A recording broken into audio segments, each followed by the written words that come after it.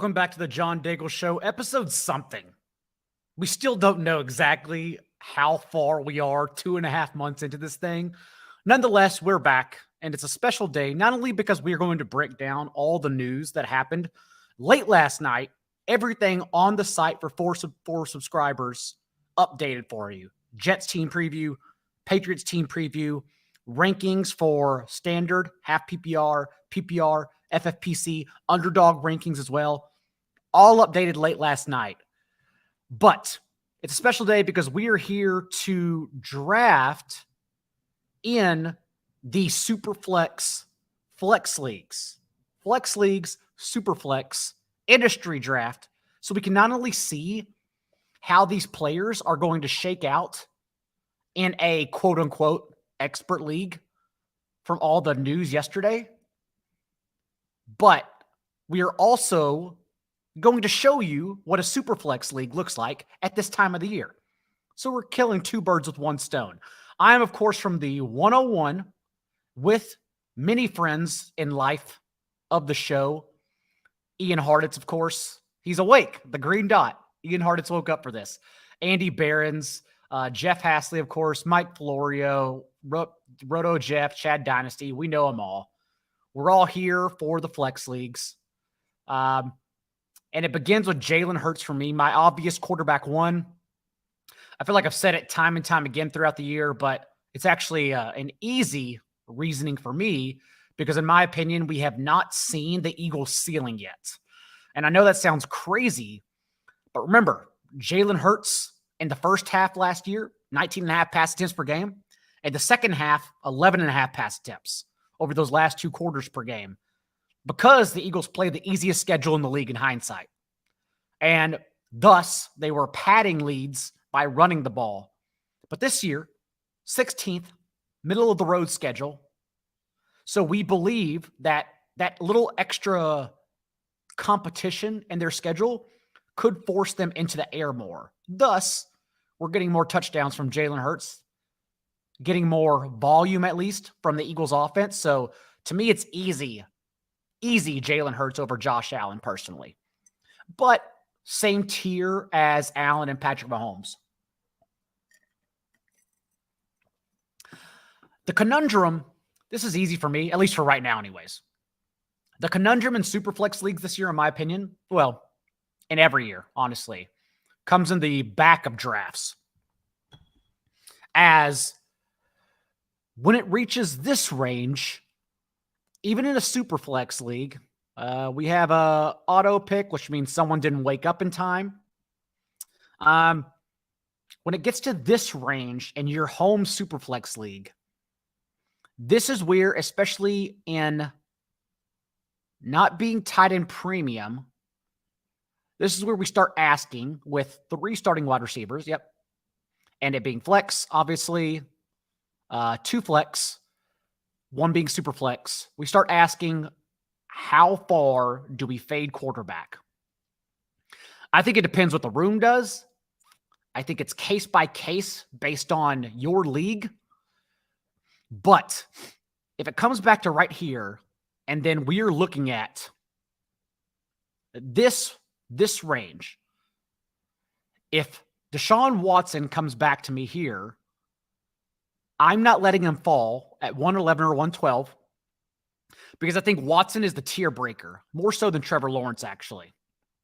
We saw, short sample, not only Watson return for Cleveland last season and average the 8th most carries per game, 6 per game among all quarterbacks, but then he kept that up in his first preseason game. Only 5 dropbacks on Saturday, but against Washington.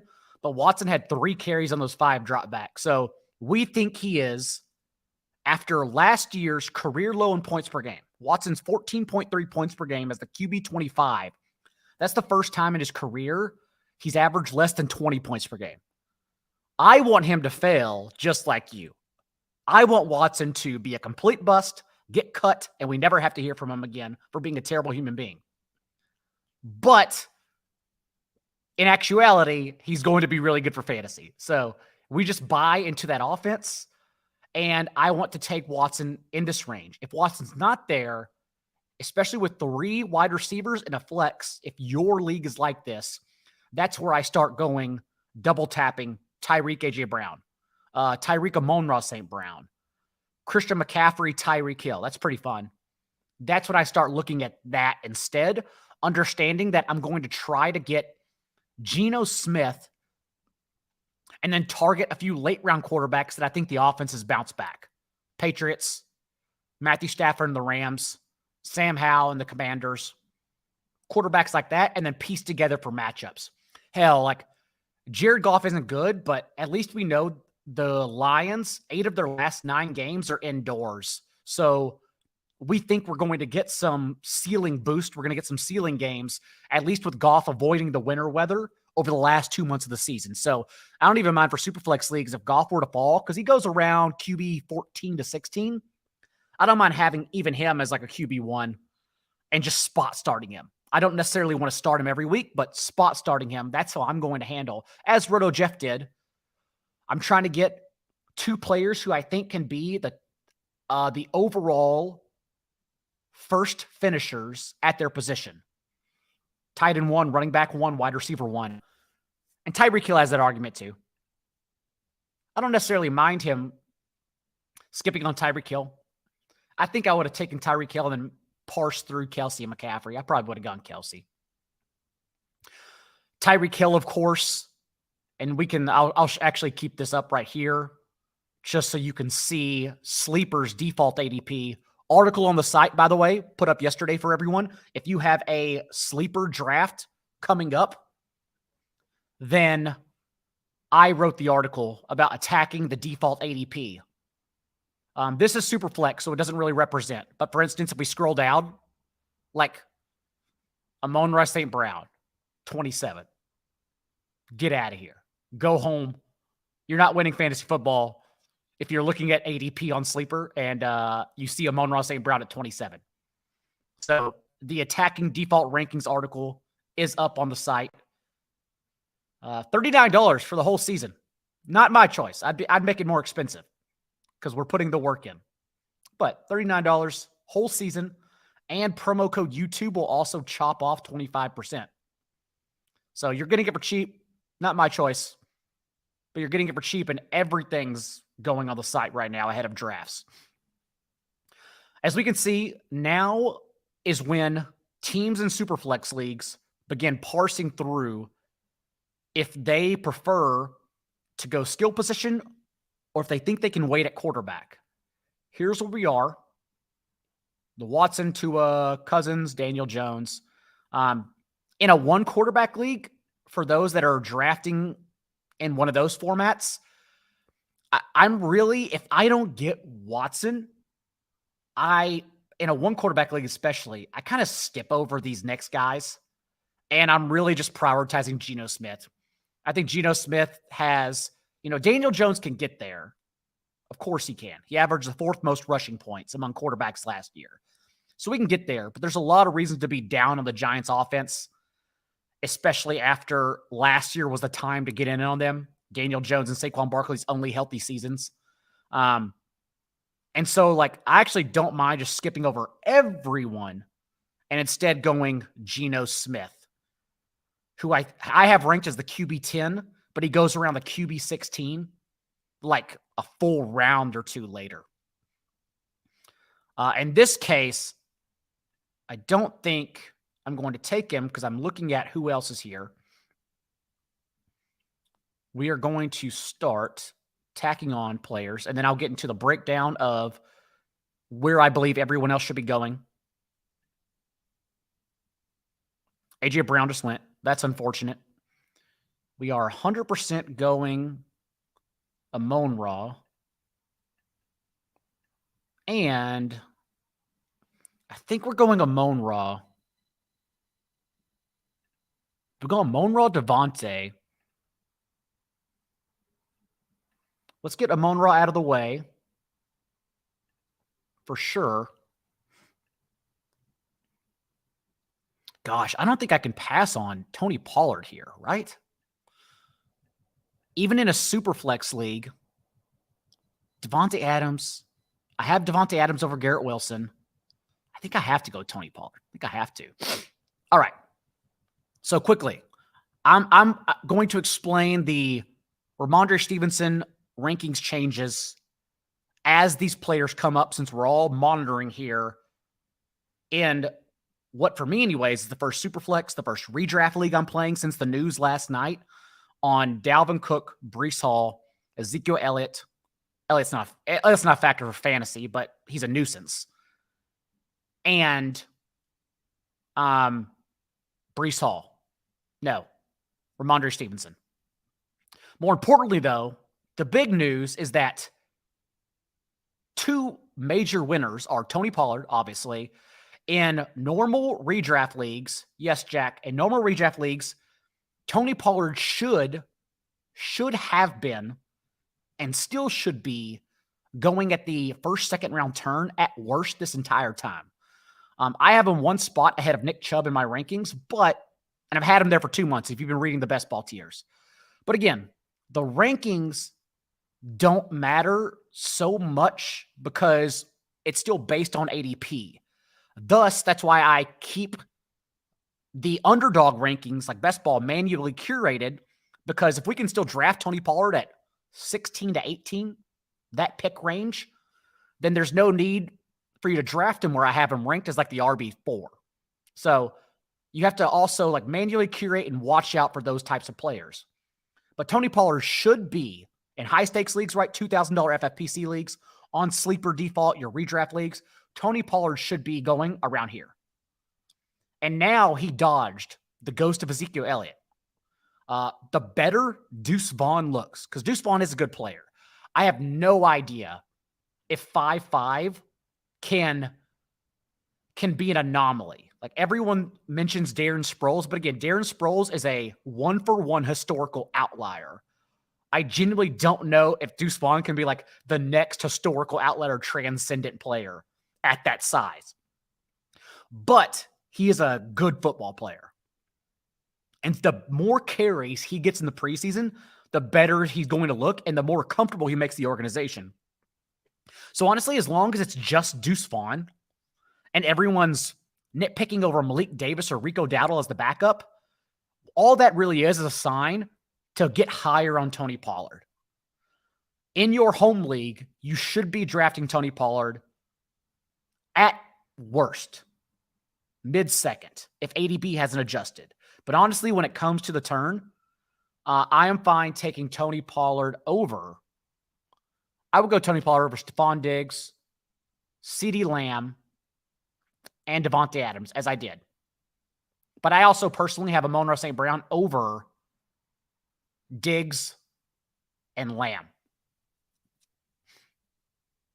So Amon-Ra St. Brown to me is also a first-round player. Tony Pollard, one big winner. The other big winner is Devon Achane, because I know people were freaking out about Devon Achane opening Miami's first preseason game as their starting kick returner and then playing behind Myles Gaskin and Savon Ahmed. But the type of profile, first of all, that Achane has in recording the second most third down targets in the nation last year, just behind Bijan Robinson, as a pass catching back. Yes, he can't block. He's too small to block in the NFL. He struggled pass blocking at A&M as a Aggie. I watched every game. He struggled. But how explosive he is, as the great Jacob Sanderson mentioned when I jumped on a stream with him, Liam Murphy, Pat Kerrane, Davis Maddock, a lot of us, Evan Silva last night. The way they used Achane and routes in the first preseason game as well shows they have a plan for him. So having that resume and already having earned third down targets in college, and now most of the veterans outside of Leonard Fournette out of the way altogether, Achane is absolutely a big winner. I would still rank them Achane, Mostert, and Jeff Wilson. But Mostert and Wilson, I think we're nitpicking. Honestly, go whatever direction you want. Jeff Wilson was so damn good in the red zone with 49ers that I would imagine he is the red zone back when all three are healthy. But at the same time, I still want to bet on A-Chain for a second half run. So I have them ranked A-Chain, Mostert, Wilson in that order. And then, yes, Ronald. Boom. Again, this is an industry draft, quote unquote, expert draft. So at least you are getting to see how the board is panning out. And so far in a Superflex draft, as expected, since in Superflex, obviously, Breece Hall and Ramondre are pushed down even more, we have yet to see them.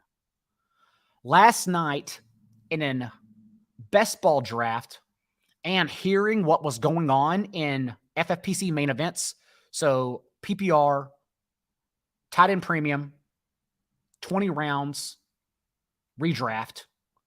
I was hearing rumors of Ramondre Stevenson 5th round, of Breece Hall 7th round, and Ezekiel Elliott 12th, 14th round, I believe.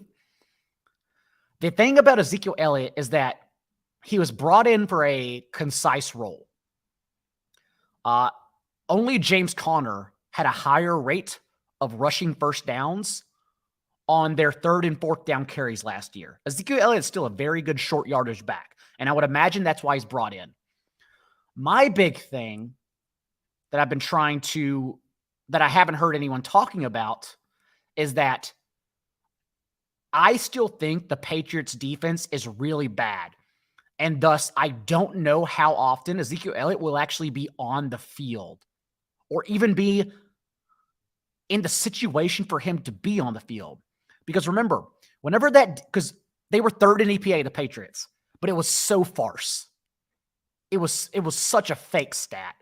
They just padded everything against backups and rookie quarterbacks and went 8-0 against those types of quarterbacks. But against Tua, Lamar Jackson, I'm reading these off now. Tua, Lamar Jackson, Aaron Rodgers, who wasn't good, Justin Fields, Kirk Cousins, Joe Burrow, Josh Allen, and the Raiders, Derek Carr, the Patriots permitted 29 points per game, which would have finished first, the most among any defense. And so I think it's actually a great situation for fantasy for their passing attack because their defense is bad and no one's talking about it. And more importantly, that will give them volume and more opportunity through the air for these late round players like Mac Jones, Devontae Parker, or Ramondre Stevenson, assuming we don't think Elliott will be in on passing downs or earning targets as their pass catching specialist. So I still think, honestly, it's a great situation for Ramondre because I do not foresee. I'm going to start attacking on players here.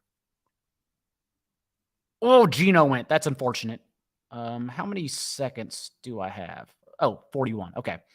Because I do not foresee personally the Patriots being in a situation to get.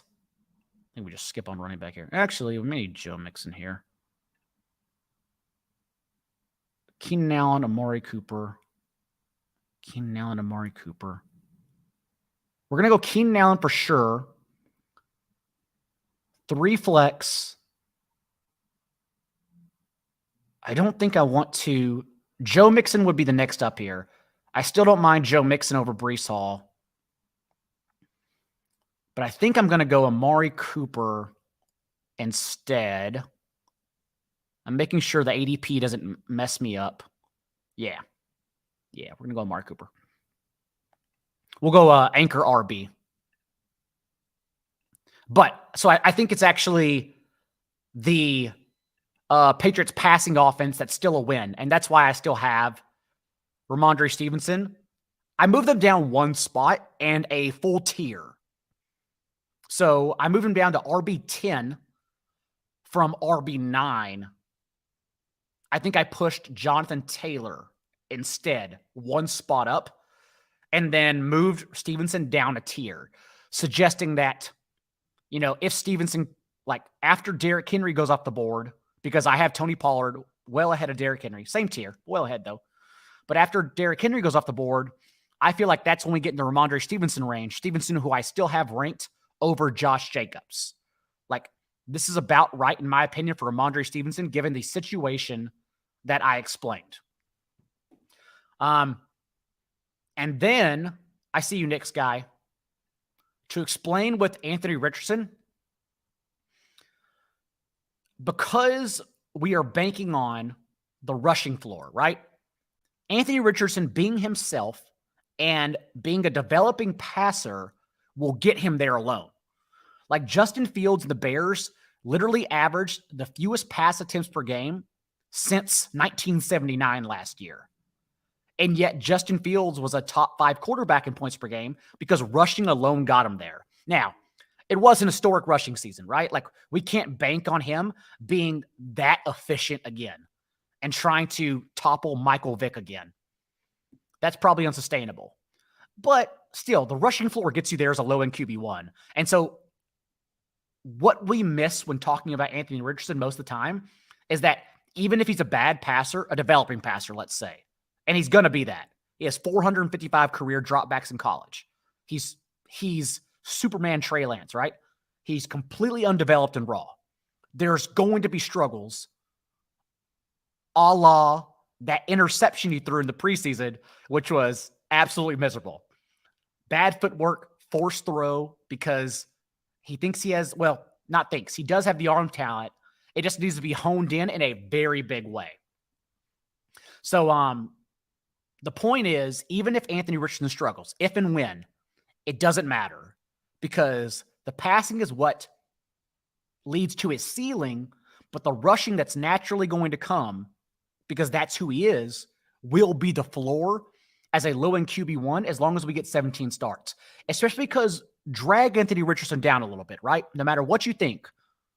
Just think about big picture, the rest of the guys he's going around. Jared Goff, Kirk Cousins. Daniel Jones is the only one who also provides a rushing floor in that range. Tua doesn't run the ball at all. And so, like, of course Anthony Richardson can beat those guys out.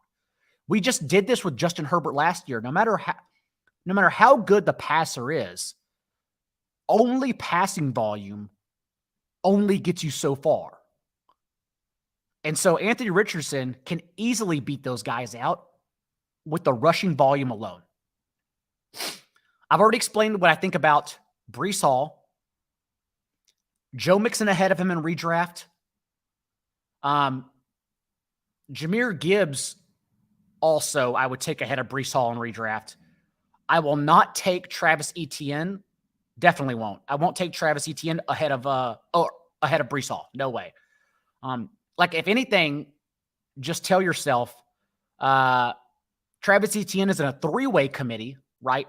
A 3-way committee and couldn't earn targets last year. Etienne played 12 games without James Robinson. From the time James Robinson was healthy scratched and traded, released. And Etienne ran the 11th most routes among any running back in those 12 games, but only averaged a 6.9% target share and reached 3 targets one time, more than 3 targets one time in those 12 games. He's inept of earning targets. Hence why Tank Bigsby was drafted. Hence why in the first preseason game, they put JaMychal Hasty on the field on 3rd down. So Etienne is already in a 3-headed committee where Breece Hall, at worst, is in a 2-headed committee. We cannot take Travis Etienne over Breece Hall. We cannot do it. And so I think it's going to get a little excessive about Breece Hall. Breece just got activated from the PUP, but Dalvin Cook isn't activated yet. Dalvin Cook isn't reportedly joining the team for another week or two, as he just had off-season shoulder surgery stemming from the chronic shoulder injury he's battled throughout his time in Minnesota. So I think there are still a lot of ranges of outcomes here for both Breece Hall and Dalvin Cook. But the way I see it, with Dalvin Cook also not being able to earn targets. Last year, literally, 3rd most routes among all running backs, Dalvin Cook, and finished 21st in targets per game. Could not earn targets. I think that tells us that we still need to be not as high, but high on Breece Hall. Cook, I foresee him as an RB2 or 3 pad, a Band-Aid for the first 4 to 6 weeks of the year. as it's been clear from all reports that the Jets want to bring along Breece Hall slowly. But now, look at the Jets' first 6 games that Dalvin Cook will be playing against. This is the part also that no one mentions. The Jets opened the year against the Bills, the Cowboys, the Patriots, the Chiefs, the Broncos, and the Eagles. I don't know when the Jets will be running the ball against those teams. Potent offenses, potent defenses, at all. So, yes, in redraft, because we're looking for touches, a Band-Aid. Dalvin Cook for 6 weeks, in my opinion. But with this injury, shoulder injury, still looming for Dalvin Cook, genuinely, we could still get every touch Breece Hall over the second half of the year. So in best ball, that's why you draft him. You ignore the first 6 games. And in redraft, that's why I still want him.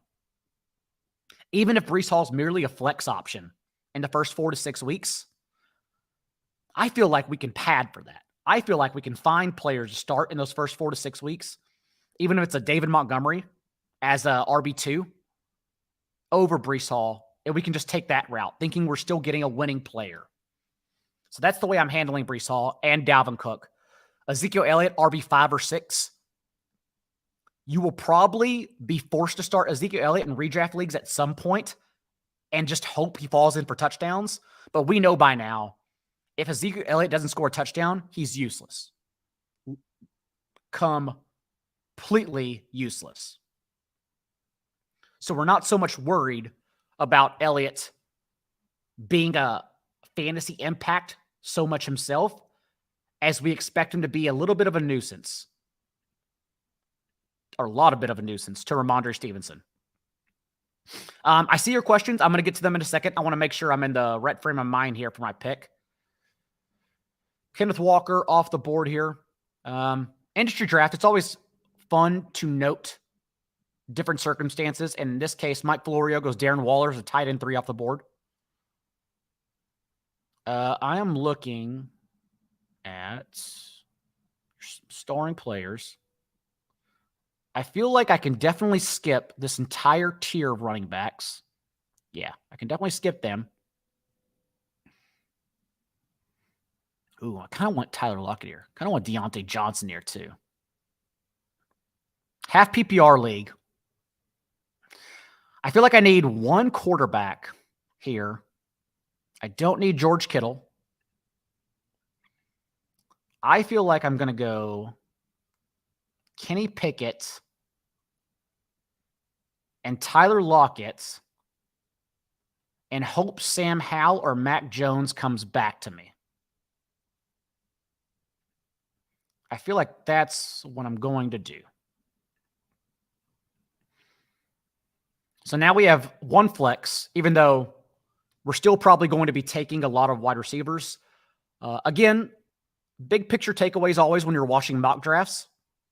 Since, if we're talking about singular players, you can only do so much with that information. Big picture takeaways is that if you trust me, I took Tyler Lockett over just this group of running backs, right? Just that entire group. We have now reached the dead zone area where I do not care. This is where I'm trying to instead soak up some of these other players, especially in a Superflex league, where I'll take one more quarterback I'm thinking at the next turn. Jackson Smith and Jigba would have been acceptable there. Marquise Brown would have been fine. Treylon Burks, Jordan Addison, Jahan Dotson, I think all would have been fine over this group of running backs. I also think a couple of these will fall back to me. And I do like some of these guys, but I know they'll come back. So not too worried about them. This is where we stand right now. I like that start. And then we're going to tack on more wide receivers in hopes of always flexing them. Okay. Let's get back to question. I think both players can get there, Ronald. I think both Jahmyr Gibbs and David Montgomery are good at ADP. Remember, DeAndre Swift averaged the eighth most targets per game among all running backs last year for a team that hated him. They didn't even want to use DeAndre Swift, and he averaged the 8th most targets per game. So that already tells us that Jahmyr Gibbs, they have a role for him as a pass-catching back. That alone will get him there. But now think about just all of the opportunity happening with this backfield. Literally 96% of their backfield touches, a league-high mark, missing from last year. So we get to carry over those touches. Not only that, but literally every single one of their carries from inside the 5, missing from last year. So now we can take that opportunity and give it to either Gibbs or David Montgomery. I hate it being a black and white situation, given all the opportunity and the diverse players that both are, completely different players. So I think that both players are good values at ADP, both Gibbs and David Montgomery, and you're only doing a disservice to yourself. You're falling victim to like social media if you're making it black and white when it's not that at all. It can be gray. Absolutely, it can be gray. And so you can take both because I think both are fine. One of my favorite stats I've heard throughout the offseason was Rich Rebar noted on a Sharp Football podcast that, and this is probably the argument for Bijan Robinson as well, that 30% of a running back's fantasy points the past 5 years have been accounted for draft capital, have been based on draft capital. And so, like, if we're already have to use draft capital because it's so important for a running back's fantasy points in their first 3 years, at least over the last 5 years, then Jahmyr Gibbs is already ahead of schedule and being the 12th overall pick. So both of them can get there. Do not make it a black and white situation.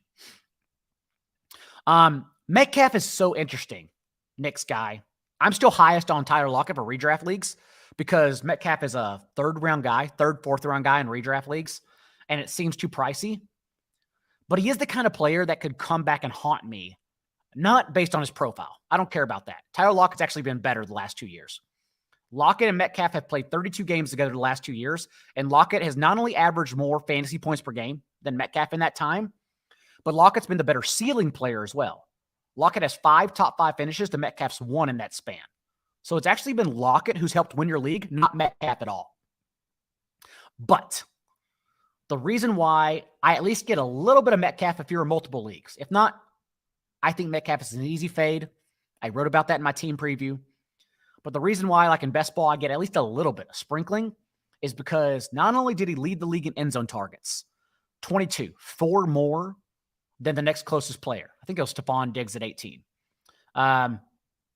But he finished with a career low in touchdowns and a career low touchdown rate on a career high in targets per game. And so like all that kind of volume, not amounting to touchdowns, is usually the type of thing we look at and say, this player is obviously going to bounce back in the game of fantasy football. But what's happening in draft rooms with ADP is that everyone is assuming that Jackson Smith and Jigba can only take away from Tyler Lockett. That's why Tyler Lockett is down near Smith and Jigba and not 3 rounds higher next to DK Metcalf. Everyone's assuming. And so just like the DeAndre Swift, Kenneth Gainwell situation, where draft rooms, ADP, is allowing you to take a committee back, Gainwell, 10 rounds after DeAndre Swift, that's how you play the game of fantasy football. You don't play the game by taking DeAndre Swift. You play the game by saying, you're giving me 10 rounds in a committee? Like, I'm taking Gainwell. So I'm playing the game and saying, you're giving me 3 rounds of pad on Tyler Lockett whenever Smith and Jigba could easily just eat at DK Metcalf's targets. I'll play the game. I'll take Tyler Lockett every time, especially since he's been the better player than Metcalf. So that's how I view it. Tyler Lockett's one of my favorite players. John Paulson agrees. And redraft leagues this year. Johnny Footballs is here. Footballs, I think I saw you tune into the stream last night with, let's get back down here. With myself, Silva, Corain, Liam, Maddock, Jacob, Sam. I thought I saw you. So if so, I appreciate you. I'm going to start starring players now too, because I think we're getting close. I was genuinely hoping I was hoping Sam Howell came back to me. He almost did. We almost got there. That's okay, though.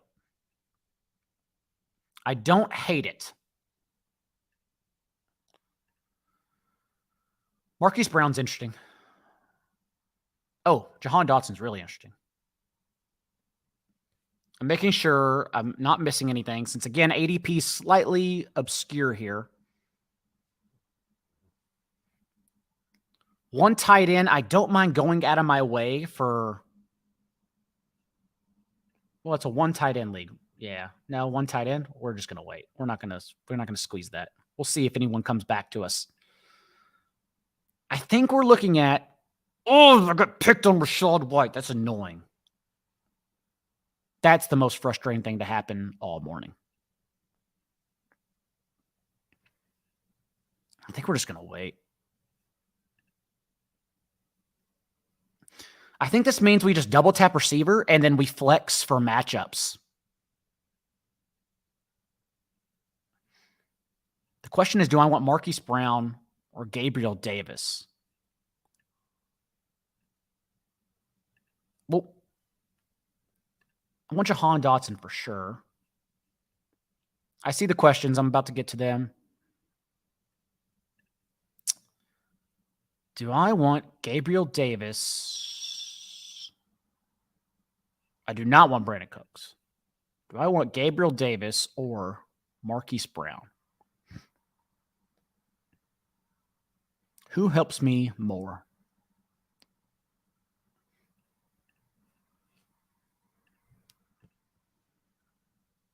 Gosh, I feel like in good matchups, I can flex Gabe Davis with ease.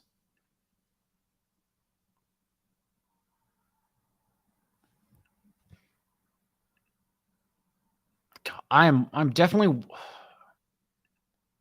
How often would I flex Marquise Brown?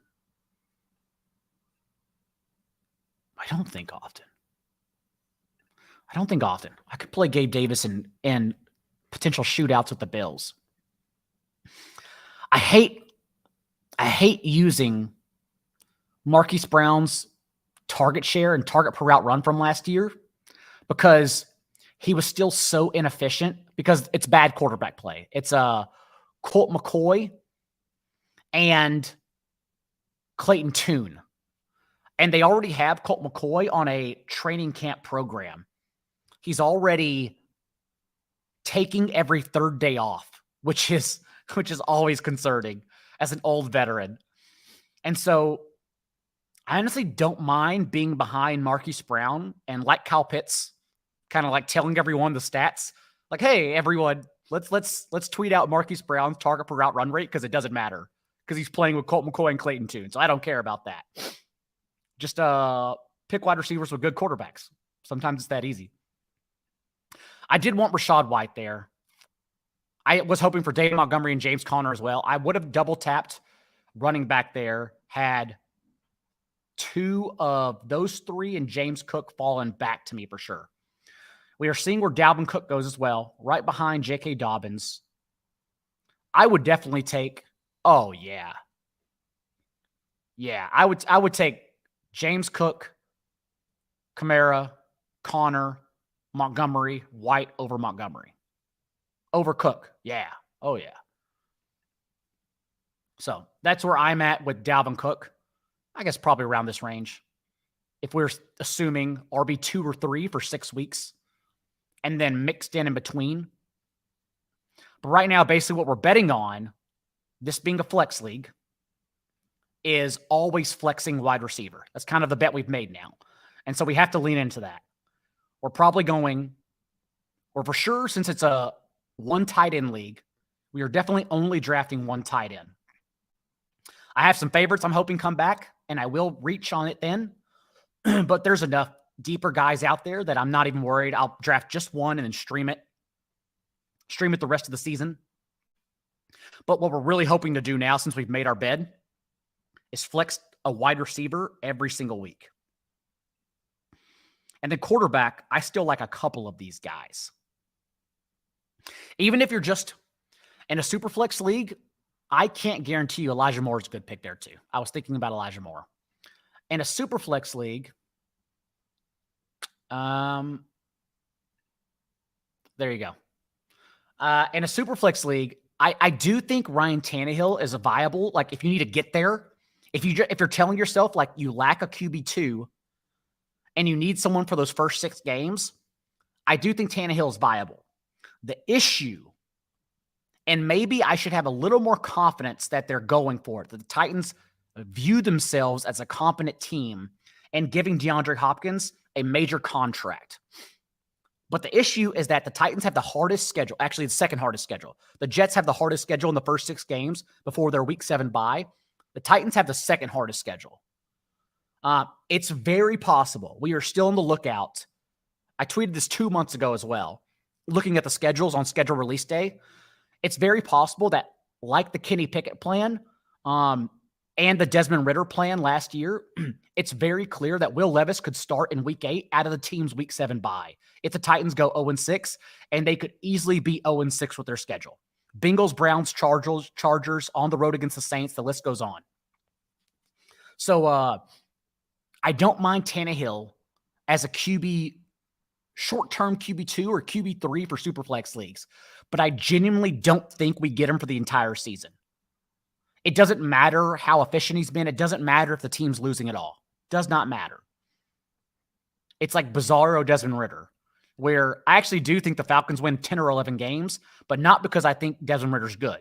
He has no pedigree. He's a third-round quarterback. He was not good in college. He was terrible on third down, and that usually third down and completion rate under pressure usually translates to the next level, and Desmond Ridder was terrible at both. So I have zero faith in Desmond Ridder.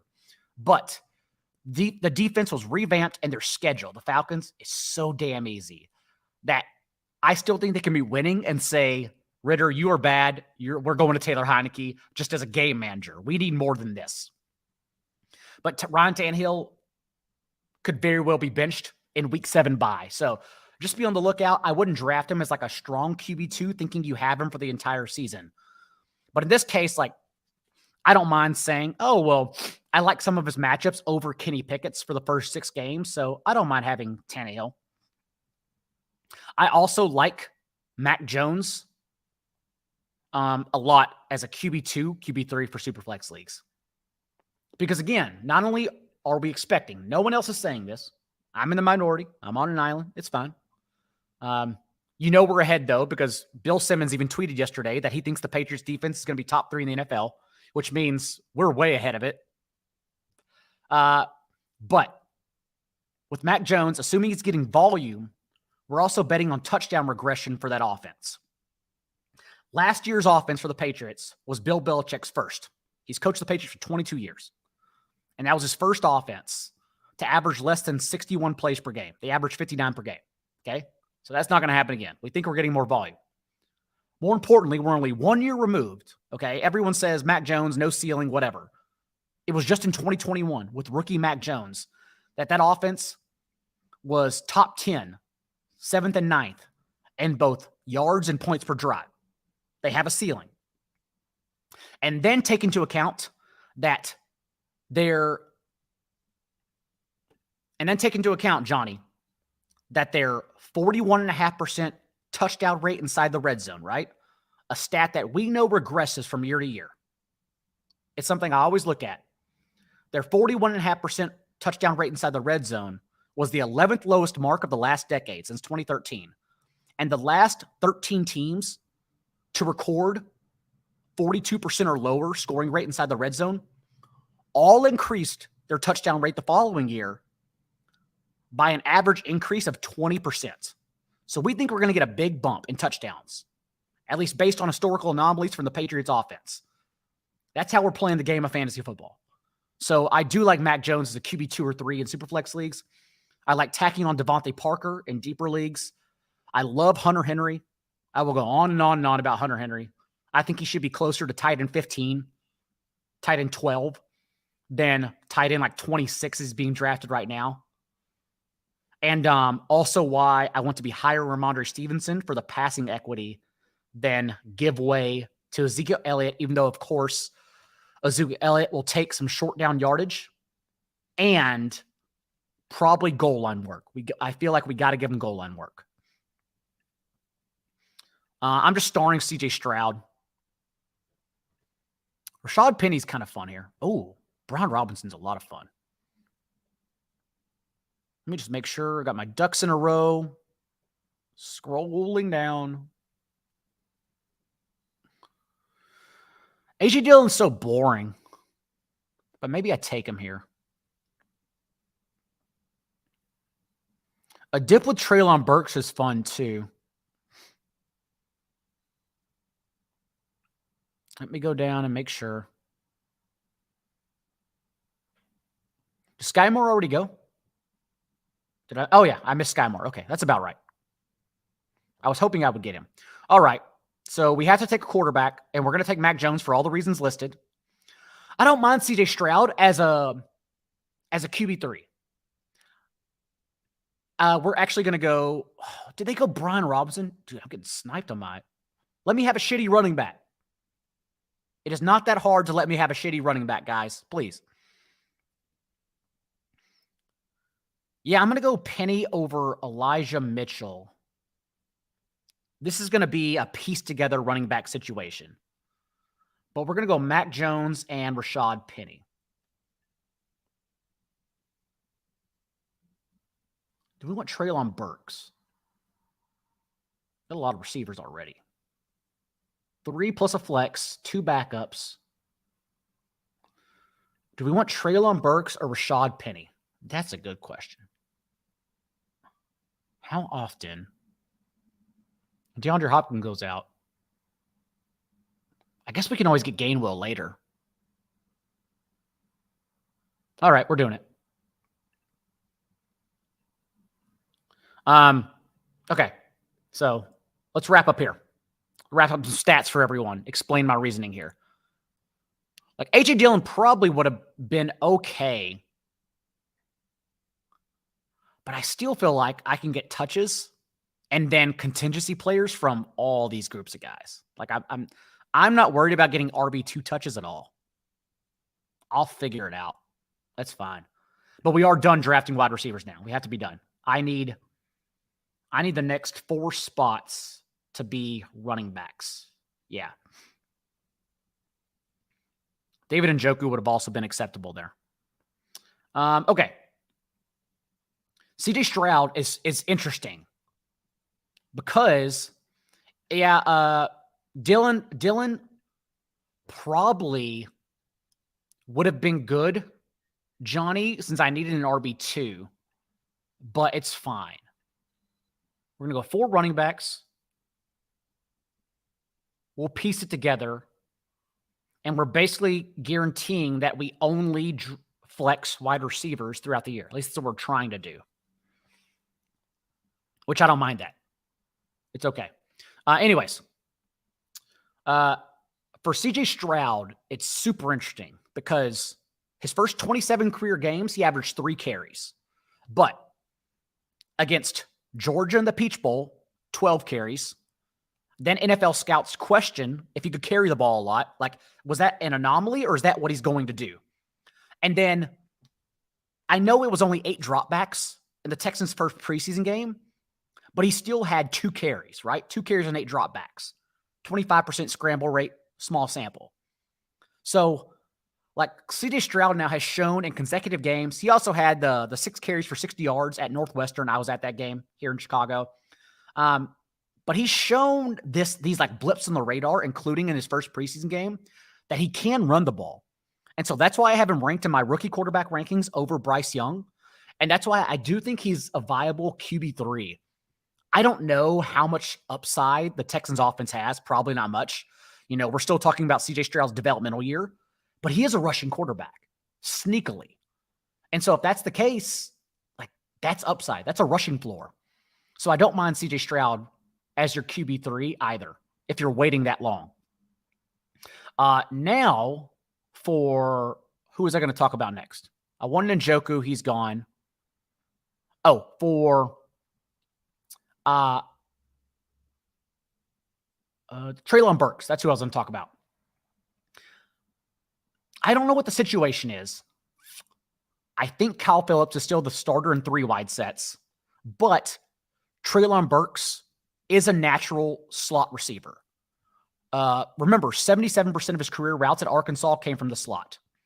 And so if that's the case, being so young, I don't necessarily want to rule out Burks not being able to out-target DeAndre Hopkins. I think the assumption is Hopkins wins out.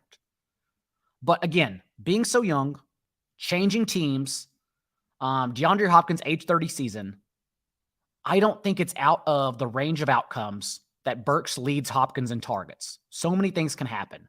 And so I don't mind getting the dip on a player of Burks' stature, even as like a wide receiver 5 or 6. So I still like drafting Treylon Burks for that reason. What else are we looking at here? Yeah. We talked about a little bit earlier, but that's kind of the situation with Penny and Gainwell. Again, I don't mind Penny at all, because all we're doing is saying this is a committee. None of you are going to get to 280 touches. Like, none of you are actually RB1s. The RB1 is all relative with the Eagles. So we're just going to take the last of you, because I don't care. You're all the same. And again, ADP is allowing us to have Kenneth Gainwell 10 rounds later than DeAndre Swift, to get Rashad Penny 4 rounds later, 5 rounds later than DeAndre Swift. And so that's the game we're playing, especially in a committee. If Gainwell makes it back, that's a double tap. Devon A-Chain, one of the big winners. I don't mind Damian Harris either. Actually, I kind of like a lot of these guys. We can only pick 4. So let's just make sure. Start a bunch of guys. Ooh, I like the Chandler a lot too.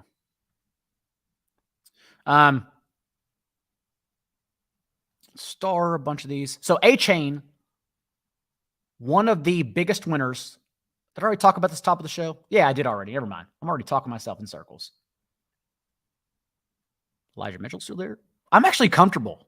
I mean, I've started a lot of these guys, but I'm actually comfortable with this group of running backs getting 3 more of these guys. I'm okay with that.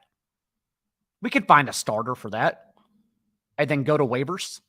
It's not like I don't write the weekly waiver wire column. I've pieced together some shitty teams that won, all because, the waiver wires are always so different. Do you need to win that week?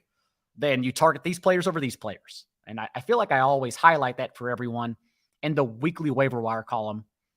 First one coming up, actually, in, don't remind me. Thursday, September 7th is the first game. So the first waiver wire is September 2nd or 3rd. Gosh, don't remind myself. What a turnaround. Oh, yeah. I'm really happy. 3 guys out of this, that's easy. I can do that easily. We need a tight end, but again, we're at the point where it doesn't matter. All these guys are the same. We're looking to make sure. I do like Jake Ferguson.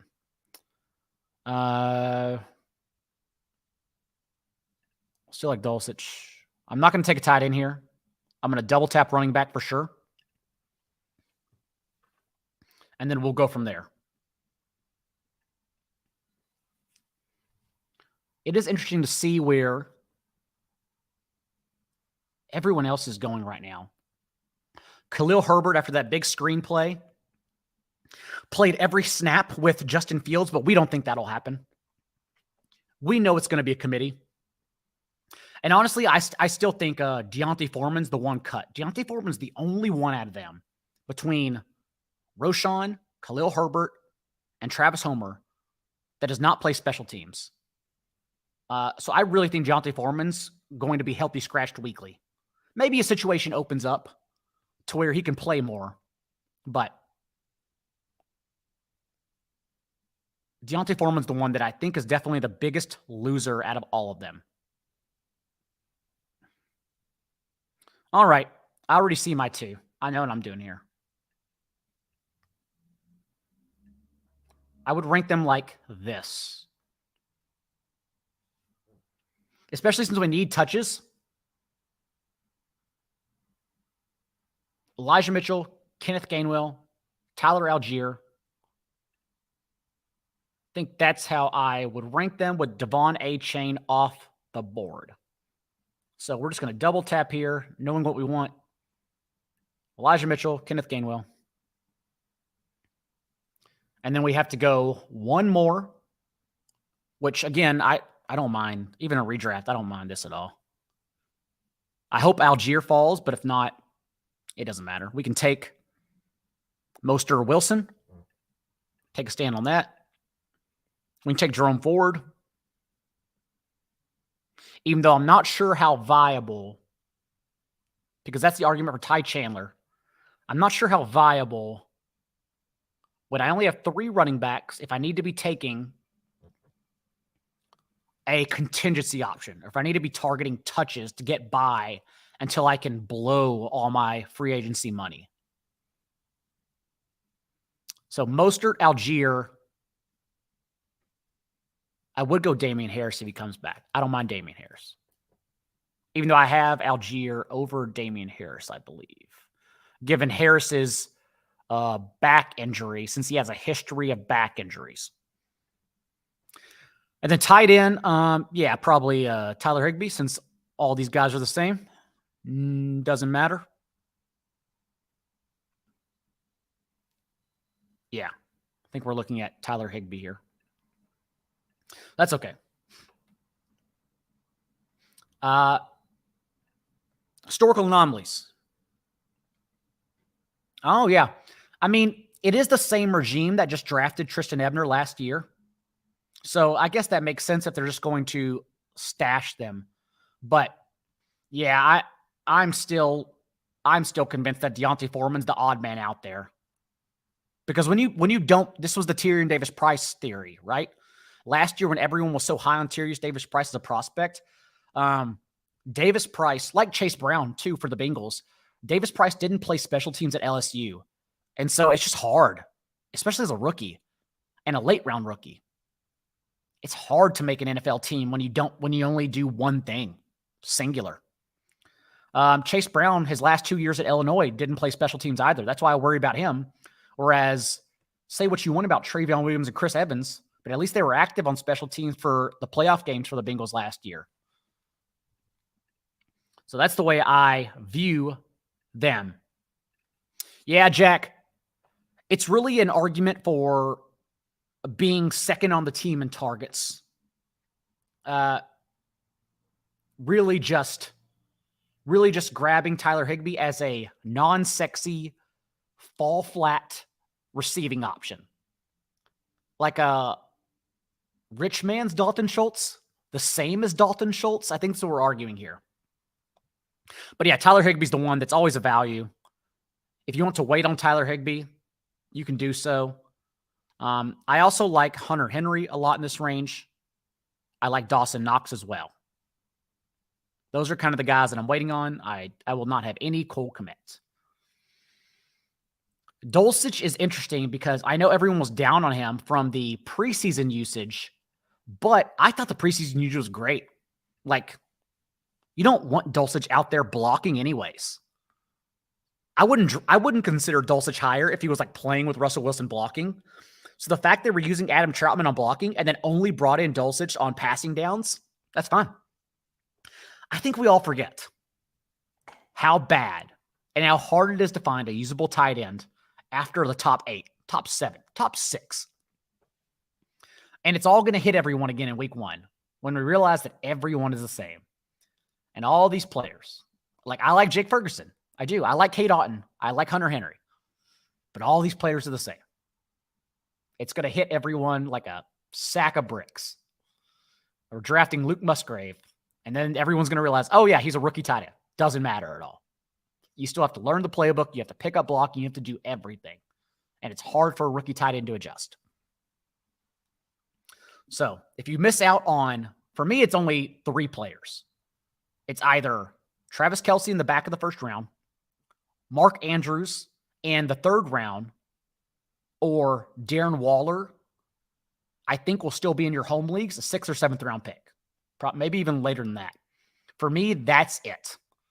And if I don't get one of those 3 players, because fading T.J. Hawkinson, fading George Kittle, fading Kyle Pitts, if I don't get one of those, then maybe I'll look at dips into Freiermuth or Njoku. Maybe. But unless they dip heavily, I'm just waiting to the very end. We'll go one of Tyler Higbee, Hunter Henry, Jake Ferguson every time. That's totally fine. I know Barron's is high on Sam Laporta as well. Sam Laporta is good.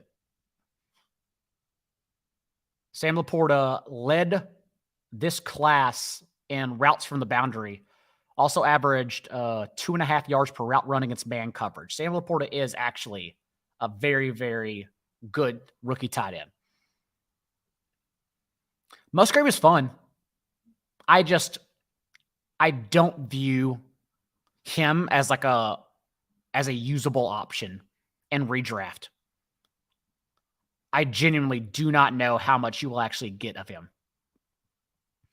There have been only, I think it's 517 games played between, let me look up the stat. I know I have it out there. Tight end, yep. Because I don't want to cite the wrong stat since I tweeted it out.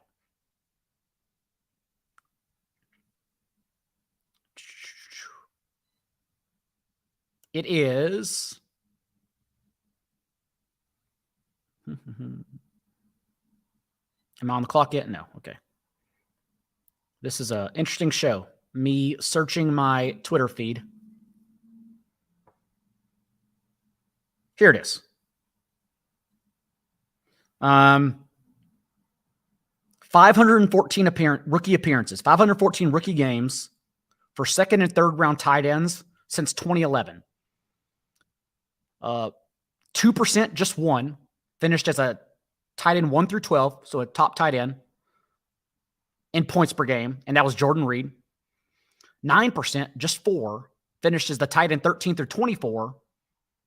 15%, 7 of them, finished as tight end 25 through 36. And then the other 74% finished outside the top 36 in points per game. Not only that, but when people suggest spike weeks, so out of the 2nd and 3rd round tight ends since 2011, out of 514 games, there have only been 7 total top 3 weeks, spike weeks, in their rookie years. So it's just such an historical anomaly to matter at all. Which is why I think it's fine for me to bet against, because I'm just betting with history. All right. Well, all the running backs are off the board. I think we go Ty Chandler here. Tajay Spears may be better, but I prefer, and I would get more touches out of Gus Edwards, I assume, but I really want to bet on Ty Chandler because I really think extrapolating Alexander Madison's stats like everyone's doing is one of the worst things happening in fantasy football. So we're going to go Ty Chandler. Defense doesn't matter. Cowboys do have an easy week. We've waited this long for tight end. Everyone has their tight end, right? And then one tight end league. We're going to star guys, cue some guys that we already know I'm high on. Hayden Hurst, Jake Ferguson. I think those are the 3 I'm going to do. Oh, Hunter Henry. Not Hayden Hurst. Okay. So the roster is looking like this. We are guaranteeing we have to flex wide receivers. Don't mind that at all, because we drafted so many. We got 4 running backs on a redraft roster. Weekly waivers. We can fix it. Tony Pollard, Elijah Mitchell, Kenneth Gainwell, Ty Chandler. I feel like at least for the opening weeks, I can get touches out of that. Flex between Kenny Pickett and Mac Jones, since we'll always be flexing Jalen Hurts. And then a late round tight end with Cowboys defense who has a soft month schedule, and then we'll figure out defense the rest of the way. I don't ever start defenses weekly. I always stream because it's just all about matchups, which is why a lot of leagues should just get rid of defenses altogether. But let me, because apparently my shit's about to die. So let's do this. Boom. There you go. Professional cameraman. Is it clean? I don't even know. All right. There you go. Professional cameraman. Highlights from the expo. It's yes, there were highlights, but I tapped out early on Saturday because I got caught in. Oh, I think Anthony Richardson just got announced. Oh yeah, Anthony Richardson just got announced as a starting quarterback, which we kind of figured, right? So we already talked about it. His rushing floor will get him there. So that's okay. In terms of the expo, there was a lot of friends. There was a lot of drinks. I got caught in the vortex that was partying with everyone at flag football and then heading to the bar afterwards. So it all just kind of runs together. But I do know I have not drank anything but water and coffee since I got back. Not only because there's still work to be done, but it was just far too much. Far too much. My body needed to decompress and rehydrate. So I've done nothing but drink gallons of water since I got back. But it's always amazing to see everyone. Those guys are, I not just work with them, but those guys are literally some of my best friends in life. Not just work friends.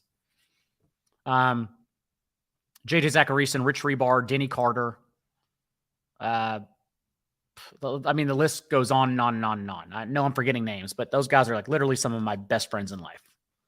So no, it's always good to see each other because we only get to see each other 3-4 times a year, given that we all work. Zay Jones is also a winner, by the way, from the preseason. You don't have to. It's not just that Zay Jones played in 2 wide sets over Christian Kirk. And I don't know how often the Jaguars will be in 2 wide sets, given that they have Calvin Ridley back. It's not just that, though. Remember, like the Seahawks situation, where everyone assumes Jackson Smith and Jigba is only taking away from Tyler Lockett, so we play the game and take ADP. Everyone assumes, based on ADP, that Calvin Ridley is only taking away from Zay Jones. But Zay Jones from week 11 on last year, an entire second half of the season, led Christian Kirk in target share, 25% to 22.7%. Zay Jones over the second half of the season also had 4 top 8 finishes. So he already proved he can be valuable. And now we assume, based on the first team usage, that he's also still starting in 2 wide sets, given that Christian Kirk is a career slot receiver. So you can't just take away from only Zay Jones when the signs are there that he can be better than Christian Kirk. So I still think Zay Jones is a really good value. In redraft, he'll go later. In best ball, he's one of the best values possible, especially on DraftKings. He's picked so low there.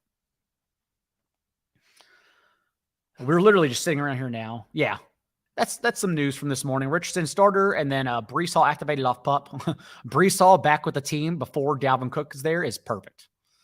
Very clearly, they want to be precautionary with Breece Hall, which again is why I didn't move him down much. Move him down a hair for redraft leagues, but not much. But you're still taking him over Travis Etienne as if it was said. Tight ends, I think everyone has a tight end by now, so I feel like I should be able to get George Kittle here, Orange here, Orange here. Most people don't draft 2 tight ends in 1 tight end leagues because they know they're going to stream. Yeah. Oh, yeah. I'll get Higbee. Higbee will just fall into my lap. That'll be cool. I think it'll be fine. No John Daigle Show on Thursday again, as we are getting closer to the season. I have draft events coming up. I have my home league actually in Nashville this upcoming weekend. Excited to see everyone. Oh, yeah, some people drafted a second tight end. But again, I never draft a second tight end. So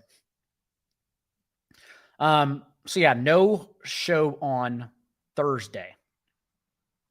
But we will still be drafting more and more. I'm going to do a high stakes league tomorrow night, Wednesday, 6 p.m. Eastern, this very channel.